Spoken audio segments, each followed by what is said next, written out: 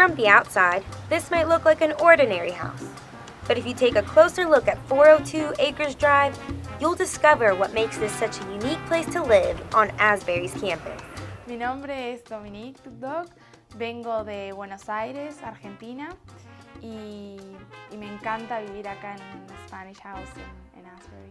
So one day I went to Dr. Thacker's office and he was like, would you like to be in the Spanish House next semester? And I was like, yeah, I would love that. Being from Kresge, that, nobody speaks Spanish there. I was like, yeah.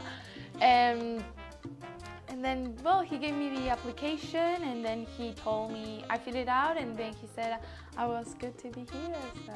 The Spanish House came into existence in 1998, and I had some students who asked about some way to get more Spanish practice.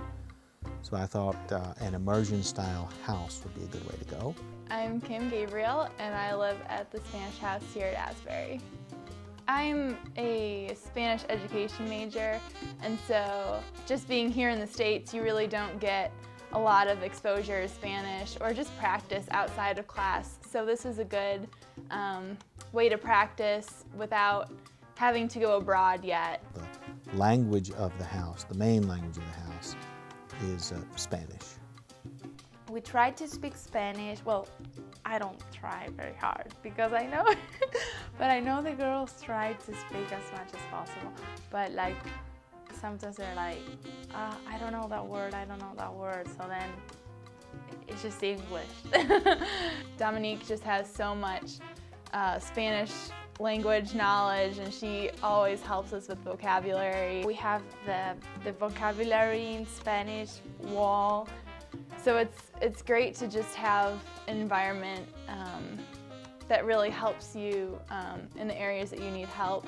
The residents must be willing to provide for the Spanish majors and minors a social event, and that's a fiesta, complete with piñata without fail.